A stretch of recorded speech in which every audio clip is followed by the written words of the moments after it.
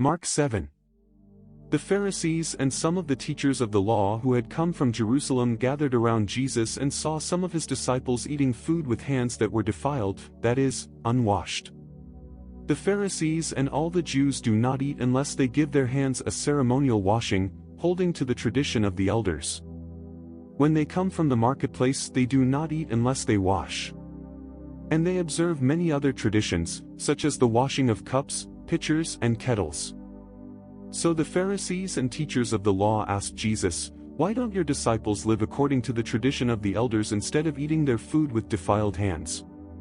He replied, "Isaiah was right when he prophesied about you hypocrites, as it is written. These people honor me with their lips, but their hearts are far from me. They worship me in vain. Their teachings are merely human rules. You have let go of the commands of God and are holding on to human traditions." And he continued, "You have a fine way of setting aside the commands of God in order to observe your own traditions. For Moses said, 'Honor your father and mother,' and, 'Anyone who curses their father or mother is to be put to death.' But you say that if anyone declares that what might have been used to help their father or mother is korban, that is, devoted to God, then you no longer let them do anything for their father or mother. Thus you nullify the word of God by your tradition that you have handed down. And you do many things like that." Again Jesus called the crowd to him and said, "Listen to me, everyone, and understand this. Nothing outside a person can defile them by going into them. Rather, it is what comes out of a person that defiles them." After he had left the crowd and entered the house, his disciples asked him about this parable. "Are you so dull?" he asked. "Don't you see that nothing that enters a person from the outside can defile them?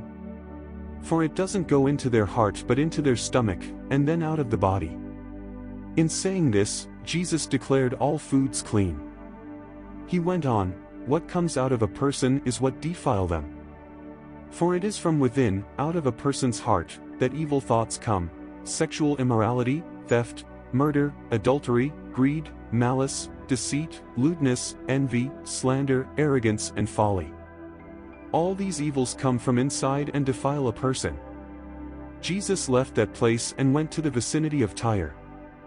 He entered a house and did not want anyone to know it, yet he could not keep his presence secret.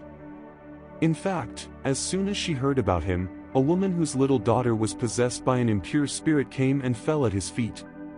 The woman was a Greek, born in Syrian Phoenicia. She begged Jesus to drive the demon out of her daughter. "First let the children eat all they want," he told her, "for it is not right to take the children's bread and toss it to the dogs."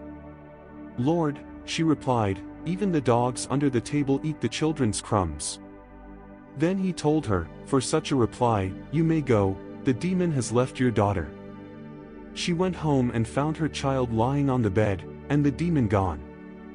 Then Jesus left the vicinity of Tyre and went through Sidon, down to the Sea of Galilee and into the region of the Decapolis. There some people brought to him a man who was deaf and could hardly talk, and they begged Jesus to place his hand on him. After he took him aside, away from the crowd, Jesus put his fingers into the man's ears. Then he spit and touched the man's tongue. He looked up to heaven and with a deep sigh said to him, "Ephphatha," which means, "Be opened."